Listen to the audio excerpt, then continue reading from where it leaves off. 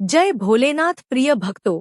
आज 29 अप्रैल 2024 को वैशाख माह के कृष्ण पक्ष की पंचमी तिथि है और आज हम सुनेंगे सोमवार व्रत कथा। सोमवार व्रत भगवान शिव को प्रसन्न करने के लिए रखा जाता है। इस व्रत को करने से शिव भक्तों की सारी मनोकामनाएं पूर्ण हो जाती हैं। लेकिन व्रती को सोमवार व्रत का फल तभी मिलता है जब वह सोमवार व्रत कथा को सुनता है। इस कथा के बिना सोमवार व्रत अपूर्ण माना जाता है। यह कथा इस प्रकार है। किसी नगर में एक धनी व्यापारी रहता था। दूर दूर तक उसका व्यापार फैला हुआ था। नगर के सभी लोग उस व्यापारी का सम्मान करते थे। इतना सब कुछ संपन्न होने के बाद भी वह व्यापारी बहुत दुखी था, क्योंकि उसका कोई पुत्र नहीं था, जिस कारण अपने मृत्यु के पश्चात व्यापार के उत्तराधिकारी की चिंता उसे हमेशा सताती रहती थी। पुत्र प्राप्ति की इच्छा से व्यापारी प्रत्येक सोमवार भगवान शिव की व्रत पूजा किया करता था और शाम के समय शिव मंदिर में जाकर शिवजी के सामने घी का दीपक जलाया करता था। उसकी भक्ति देखकर मां पार्वती प्रसन्न हो गई और भगवान शिव से उस व्यापारी की मनोकामना पूर्ण करने का निवेदन किया। भगवान शिव बोले, इस संसार में सबको उसके कर्म के अनुसार फल की प्राप्ति होती है। जो प्राणी जैसा कर्म करते हैं उन्हें वैसा ही फल प्राप्त होता है। शिवजी द्वारा समझाने के बावजूद मां पार्वती नहीं मानी और उस व्यापारी की मनोकामना पूर्ति हेतु वे शिवजी से बार बार अनुरोध करती रही। अंततः माता के आग्रह को देखकर भगवान भोलेनाथ को उस व्यापारी को पुत्र प्राप्ति का वरदान देना पड़ा। वरदान देने के पश्चात भोलेनाथ मां पार्वती से बोले, आपके आग्रह पर मैंने पुत्र प्राप्ति का वरदान तो दे दिया, परंतु इसका यह पुत्र 16 वर्ष से अधिक समय तक जीवित नहीं रहेगा। उसी रात भगवान शिव उस व्यापारी के स्वप्न में आए और उसे पुत्र प्राप्ति का वरदान दिया और उसके पुत्र के 16 वर्ष तक जीवित रहने की भी बात बताई। भगवान के वरदान से व्यापारी को खुशी तो हुई, लेकिन पुत्र की अल्पायु की चिंता ने उस खुशी को नष्ट कर दिया। व्यापारी पहले की तरह सोमवार के दिन भगवान शिव का विधिवत व्रत करता रहा। कुछ महीनों के बाद उसके घर एक अति सुंदर बालक ने जन्म लिया और घर में खुशियां ही खुशियां भर गई। बहुत धूमधाम से पुत्र जन्म का समारोह मनाया गया, परंतु व्यापारी को पुत्र जन्म की अधिक खुशी नहीं हुई, क्योंकि उसे पुत्र की अल्पायु के रहस्य का पता था।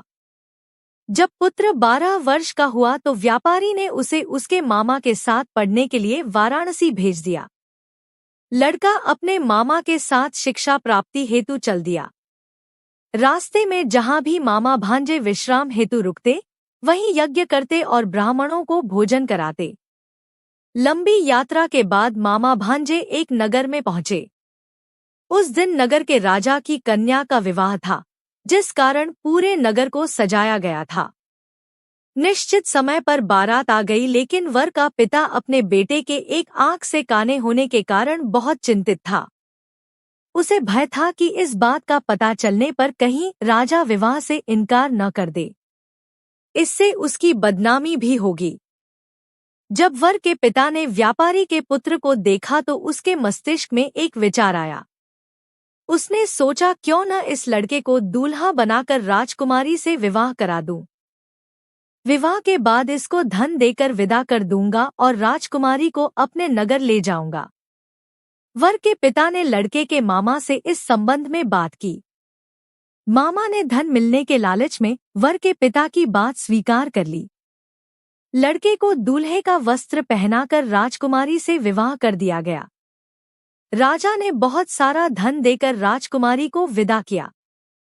शादी के बाद लड़का जब राजकुमारी से साथ लौट रहा था तो वह सच नहीं छिपा सका और उसने राजकुमारी के ओढ़नी पर लिख दिया, राजकुमारी, तुम्हारा विवाह मेरे साथ हुआ था। मैं तो वाराणसी पढ़ने के लिए जा रहा हूँ और अब तुम्हें जिस नवयुवक की पत्नी बनना पड़ेगा वह कान्हा है। जब राजकुमारी ने अपनी ओढ़नी पर लिखा हुआ पढ़ा तो उसने कान्हे लड़के के साथ जाने से इनकार कर दिया। राजा को जब ये सब बातें पता लगीं, तो उसने राजकुमारी को महल में ही रख लिया। उधर लड़का अपने मामा के साथ वाराणसी पहुंच गया और गुरुकुल में पढ़ना शुरू कर दिया। जब उसकी आयु 16 वर्ष की हुई तो उसने यज्ञ किया। यज्ञ के समाप्ति पर ब्राह्मणों को भोजन कराया और खूब अन्न वस्त्र दान किए। रात को वह अपने शयन कक्ष में सो गया। शिव के वरदान के अनुसार शयनावस्था में ही उसके प्राण पखेरु उड़ गए। सूर्योदय पर मामा मृत भांजे को देखकर रोने पीटने लगा। आसपास के लोग भी एकत्र होकर दुख प्रकट करने लगे। लड़के के मामा के रोने विलाप करने के स्वर समीप से गुजरते हुए भगवान शिव और माता पार्वती जी ने भी सुने। माता पार्वती ने भगवान से कहा, प्राणनाथ, मुझे इसके रोने के स्वर सहन नहीं हो रहे।